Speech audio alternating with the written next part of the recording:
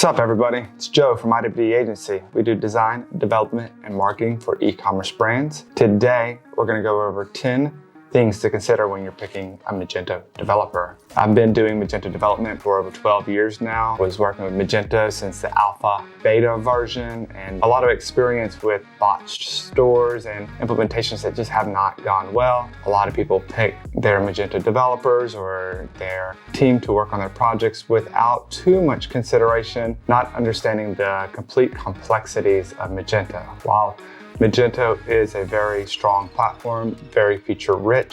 It also has a learning curve, a pretty difficult learning curve. And if you don't build your Magento store the right way from the ground up, you're going to run into a lot of hurdles moving forward, and many hurdles that you're going to have to live with for years to come.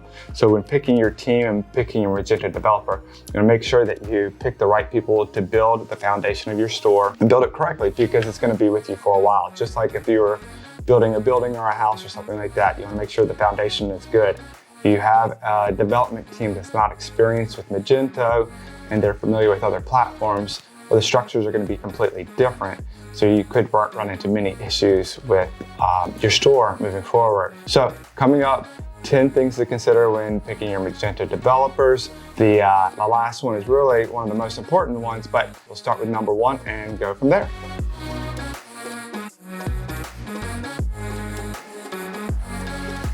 Okay, so the first thing you want to look for when picking a Magento developer, which is pretty obvious to the Magento community, but if you're new to Magento, you might not be so familiar with it, but make sure that your team is Magento certified. Magento has different levels of certifications. The main ones that you will want to look for is if they're a developer, are they a Magento certified developer? If they're a front-end developer, are they a Magento front-end certified developer? If they are a project manager, a solutions architect, or a business analyst, do they have the Magento specialist certification? It's important as well to make sure that they're using Magento's standard functionality and not trying to reinvent the wheel. Magento has hundreds of features built into it, and a lot of people don't know all the features that are built into it natively. And so you want to make sure that you're not adding additional functionality that's already part of the platform that you have.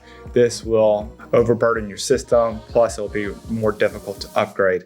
It is very important that your developers and everybody on the team has these certifications so that they really understand Magento front and backwards, because if a developer is not developing the Magento core principles, you're going to have problems with performance, you're going to have problems with upgrades, you can have problems with adding different functionality into your store. Magento should be built in a certain way that allows you to upgrade your store without having to rebuild the customizations on your store. So it's very important that they follow the correct standards, and the way to make sure people are following the correct standards is to make sure they have the basic understanding of Magento.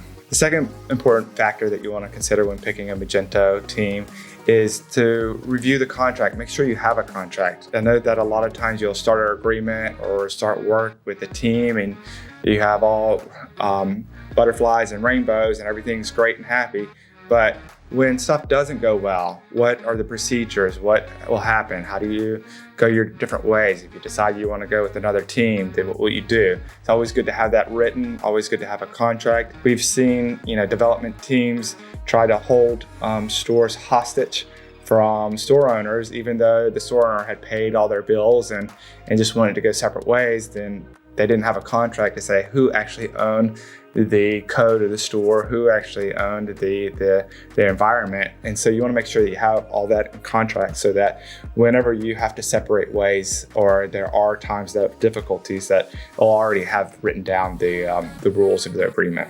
Third thing that's very important, kind of standard project management, is to make sure you agree on your timelines and the functionality before you start on a project. This is very important. It's very easy for timelines to get missed or teams to get sidetracked on different types of work. So if you can agree before you get started with the work saying, hey, in 6 months we need this functionality done, then that will help the progress and make sure that everybody's on the same page before you get started with the work. Also, it's important to have milestones throughout the project, to have miniature milestones where you're getting delivered pieces of the project. That way you can make sure the project is going smoothly and everybody's on the same page.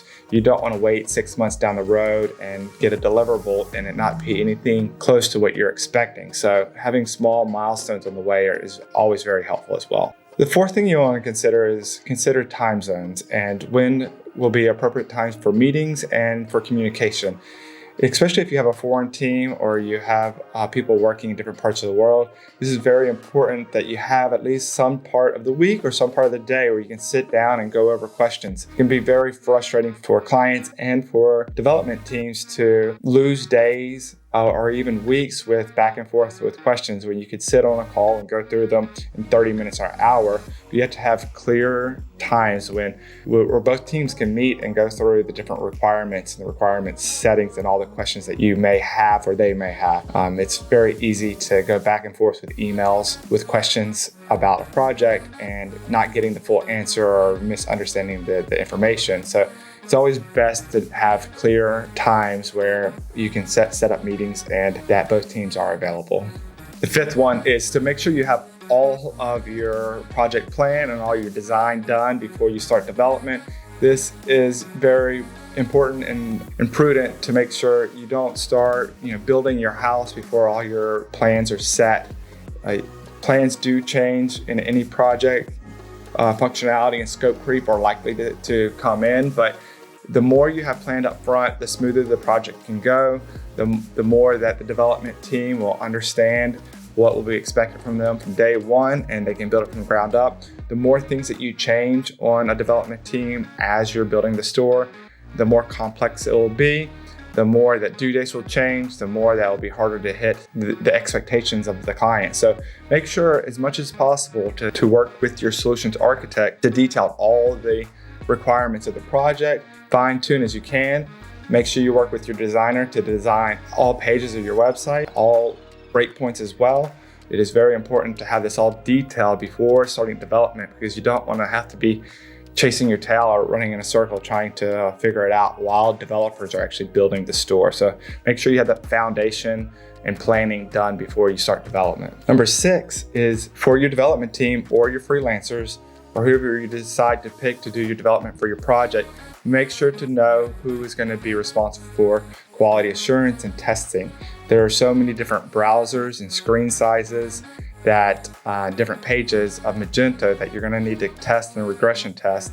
And it's not very prudent to just have one person or one developer test everything.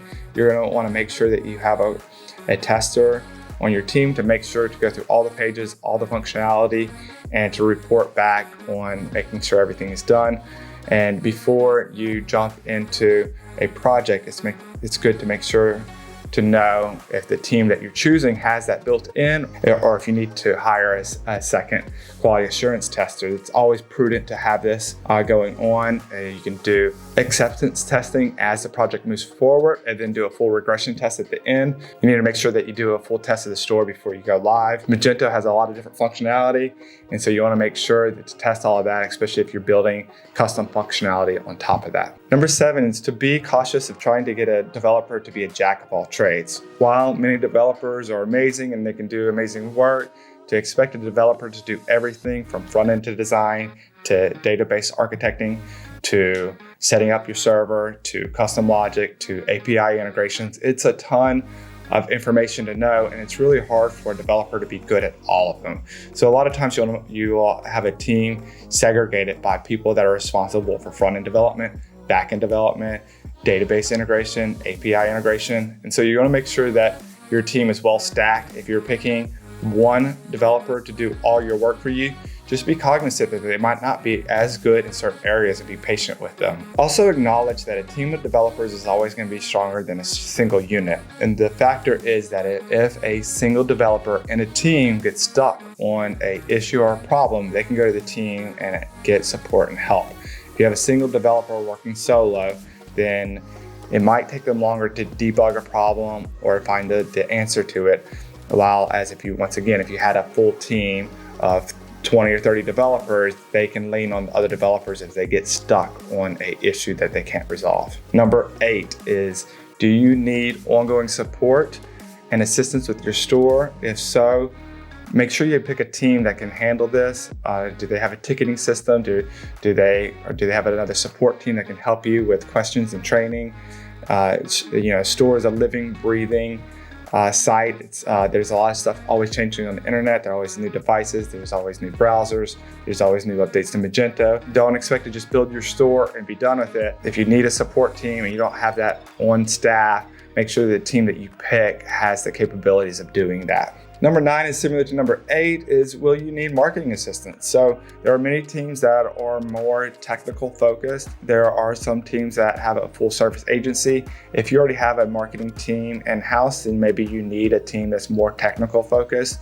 But if you need marketing as well, make sure to consider that when picking your team. It's always good to have it all in one house so that you don't have finger pointing and the team that you pick is responsible for the results. If they're saying that they can get you certain ROIs or growth, then you can look to them for those results. In my experience, when you pick a separate marketing team and a separate development team, there's a lot of back and forth and miscommunications.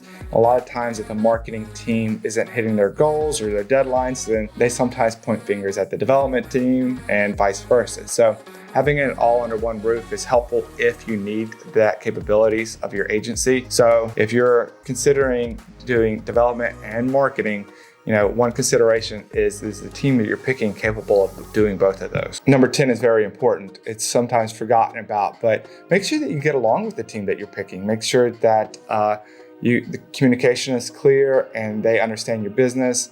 The team that you're going to be working with is likely going to be working with you for many of hours, many of weeks, and maybe even many of years. So you want to make sure that it's a team that you get along with, that you can communicate well with, that you enjoy working with. You don't want it to be a us versus them. Ideally, you want it to be a team culture where you're building something amazing together. The more that you get along with the team, the better results in my experience that you'll get from your project. So those are the 10 things you should consider when picking your Magento development team. If you like the content, make sure to subscribe and like the video. Please comment below if there's any other tips you'd like to add, and we'll see you next time.